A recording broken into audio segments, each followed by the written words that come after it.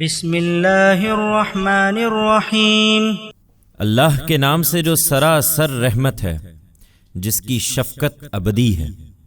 انا فتحنا لك فتحا مبینا لیغفر لك اللہ ما تقدم من ذنبك وما تأخر وَيُتِمَّ نِعْمَتَهُ عَلَيْكَ وَيَهْدِيَكَ صِرَاطًا مُسْتَقِيمًا وَيَنصُرَكَ اللَّهُ نَصْرًا عَزِيزًا۔ اس میں کچھ شک نہیں ہے پیغمبر کہ ہم نے تم کو کھلی فتح عطا کر دی ہے کہ تم سرخ روئی کے ساتھ اپنی ذمہ داری سے سبکدوش ہو جاؤ، اور اس کے صلے میں اللہ تمہارے اگلے اور پچھلے سب گناہوں کو بخش دے اور تم پر اپنی نعمت تمام کرے اور تمہارے لیے ایک سیدھی راہ کھول دے، اور اللہ تمہاری ایسی مدد کرے جو ناقابل شکست ہو۔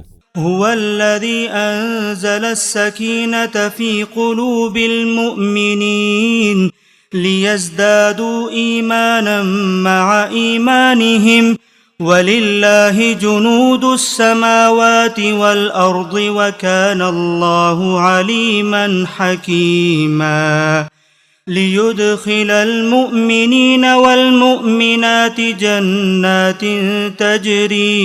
تجري من تحتها الأنهار خالدين فيها ويكفر عنهم سيئاتهم وكان ذلك عند الله فوزا عظيما۔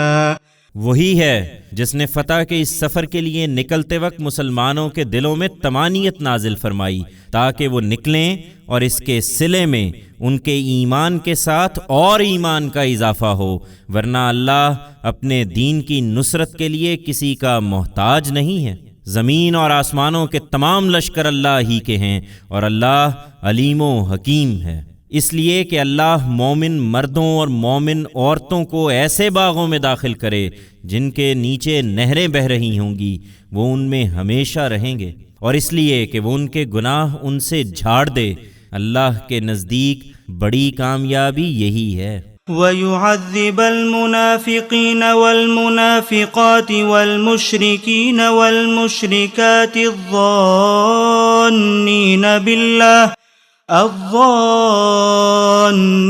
بِاللَّهِ ظَنَّ السَّوْءِ عَلَيْهِمْ دَائِرَةُ السَّوْءِ وغضب اللہ علیہم ولعنہم وأعد لهم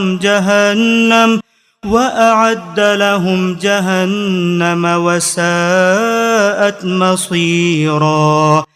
وللہ جنود السماوات والارض وکان اللہ عزیزا حکیما۔ اور اس لیے بھی کہ اللہ منافق مردوں اور منافق عورتوں اور مشرک مردوں اور مشرک عورتوں کو سزا دے جو اللہ کے حق میں طرح طرح کی بدگمانیاں کرتے رہے۔ یہ مسلمانوں کے لیے بری گردش کے منتظر ہیں۔ بری گردش انہی پر ہے، ان پر اللہ کا غضب ہوا اور اس نے ان پر لعنت کی، اور آگے ان کے لیے اس نے جہنم تیار کر رکھی ہے، اور وہ نہایت برا ٹھکانہ ہے۔ یہ اللہ سے بے پرواہ ہیں تو اللہ کو بھی ان کی کوئی ضرورت نہیں ہے۔ زمین اور آسمانوں کے لشکر اللہ ہی کے ہیں، اور اللہ زبردست ہے، بڑی حکمت والا ہے۔ اِنَّا أَرْسَلْنَاكَ شَاهِدًا وَمُبَشِّرًا وَنَذِيرًا لِتُؤْمِنُوا بِاللَّهِ وَرَسُولِهِ وَتُعَزِّرُوهُ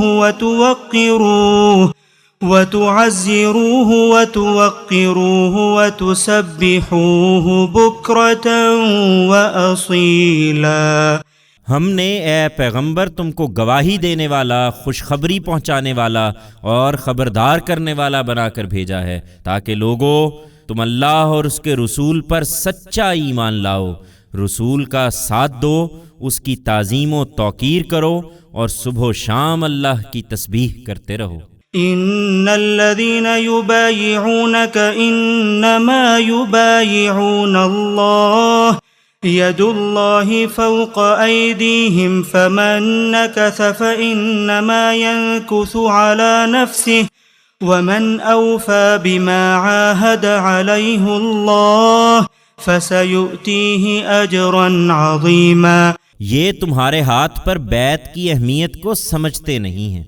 حقیقت یہ ہے کہ جو لوگ تم سے بیعت کرتے ہیں وہ تم سے نہیں بلکہ اللہ ہی سے بیعت کرتے ہیں۔ ان کے ہاتھ پر اللہ کا ہاتھ ہوتا ہے، سو جس نے یہ عہد توڑا وہ اس عہد شکنی کا وبال اپنے ہی سر لیتا ہے، اور جس نے اس بات کو پورا کر دیا جس کا عہد اس نے اللہ سے کیا تھا تو اللہ ان قریب اس کو بڑا اجر عطا فرمائے گا۔